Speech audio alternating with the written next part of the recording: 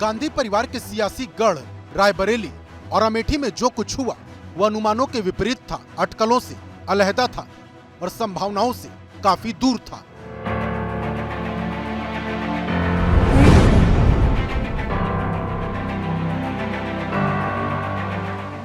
ऐसा पहली बार हुआ जब अमेठी और रायबरेली से प्रत्याशी उतारने में कांग्रेस नेतृत्व ने इतनी देर की। नामांकन के 10 घंटे पहले तक न तो अमेठी की तस्वीर साफ थी और न ही रायबरेली की। रायबरेली से राहुल गांधी चुनाव लड़ेंगे। सूत्रों के हवाले से खबरें तो पिछले 45 दिनों से आ रही थी, लेकिन इन दोनों सीटों को कांग्रेस ने ऐसी पहेली बना दिया था कि कांग्रेस के टॉप लेवल को छोड़कर किसी को कुछ नहीं पता था।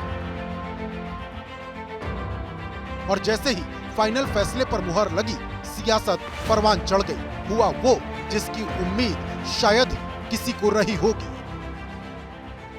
उनके सारे चेले चपाटे कह रहे थे अमेठी आएंगे, अमेठी आएंगे, लेकिन अमेठी से भी इतना डर गए, इतने डर गए, वहां से भागकर अब रायबरेली में खोज रहे हैं रास्ता। ये लोग घूम घूम कर सबको कहते हैं डरो मत। मैं भी आज उन्हें कहता हूं और बड़े जी भर के कहता हूं, अरे डरो मत, भागो मत। नारा कांग्रेस का था, लेकिन उस नारे के सहारे निशाना मोदी लगा रहे हैं। राहुल गांधी के रायबरेली से चुनाव लड़ने पर कांग्रेस के कार्यकर्ता भले खुश हो, लेकिन सवाल उनके मन में भी है। पहला सवाल, जब राहुल को यूपी से चुनाव लड़ना ही था तो अमेठी से क्यों नहीं? दूसरा सवाल, प्रियंका गांधी पूरी तरह से सियासत में है, फिर उन्होंने चुनाव क्यों नहीं लड़ा? और सवाल, जब यही फैसला करना था तो कार्यकर्ताओं को इतना इंतजार क्यों करवाया?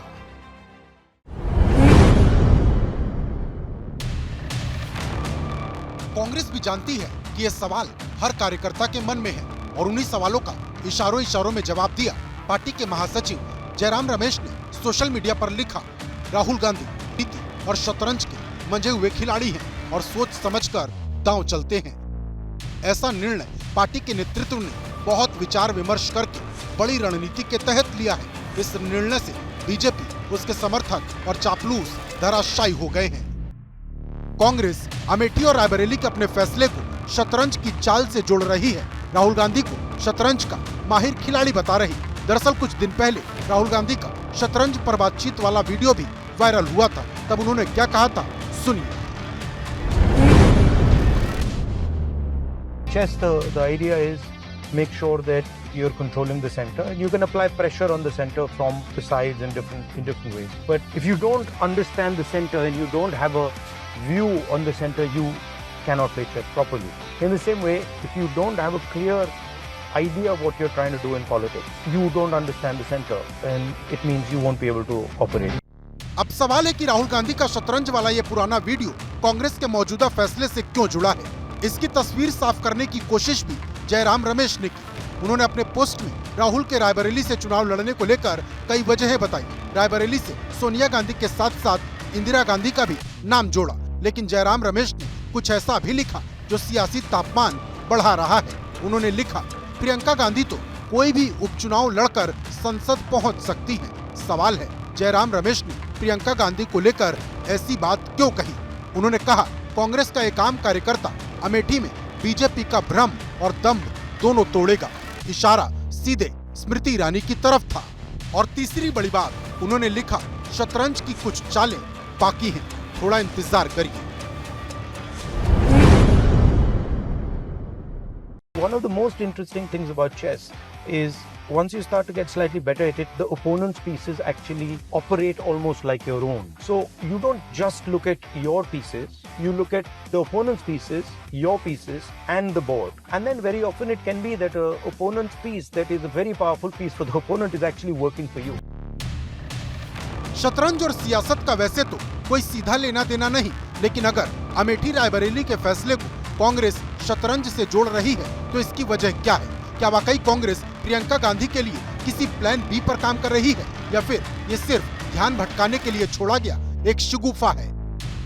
कुछ समय पहले तक राहुल गांधी जी कहते थे, डरो मत, डरो मत, डरो मत।